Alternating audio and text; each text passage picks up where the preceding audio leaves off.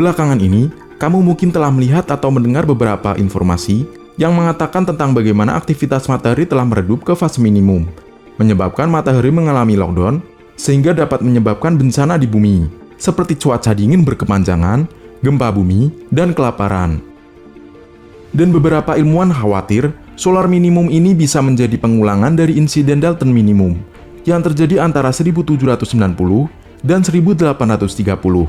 Di mana saat itu bumi masuk ke dalam periode dingin yang brutal, panen gagal, kelaparan, dan letusan gunung berapi yang kuat.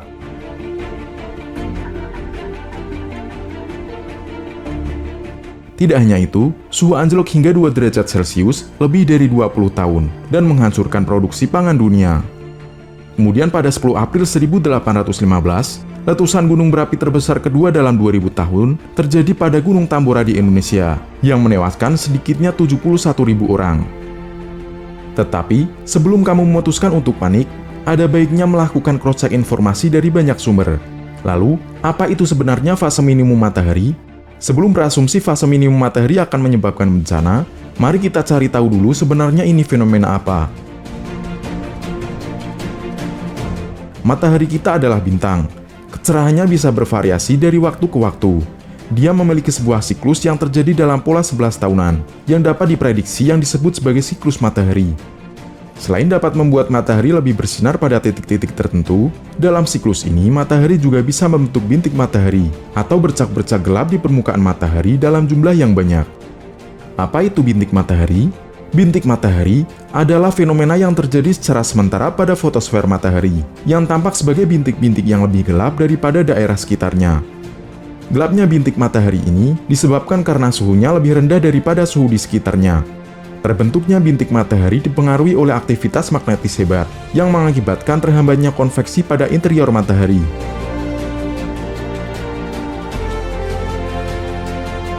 Fase di mana matahari bisa lebih banyak membentuk bintik matahari disebut sebagai fase maksimum.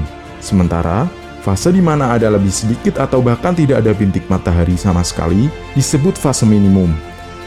Selama fase minimum, keliru untuk menyatakan bahwa matahari sedang kurang aktif, karena kenyataannya yang terjadi adalah matahari tetaplah aktif, tetapi dengan cara berbeda. Seperti salah satunya adalah peningkatan pembentukan corona holes yang terjadi dengan periode waktu yang lama.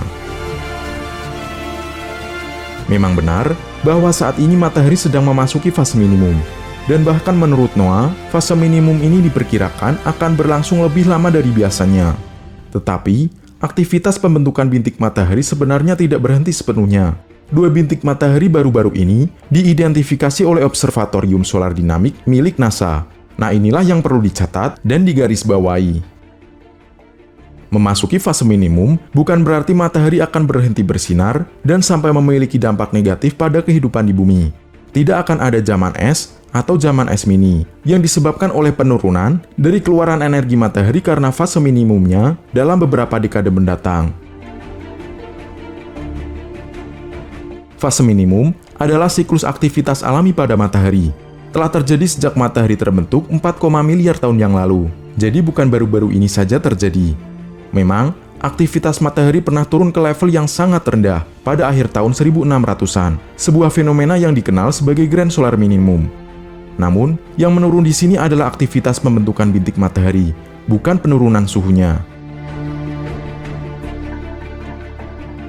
Menurut NASA, jika Grand Solar Minimum terjadi hari ini dan berlangsung selama 1 abad ke depan, suhu global justru akan terus menghangat.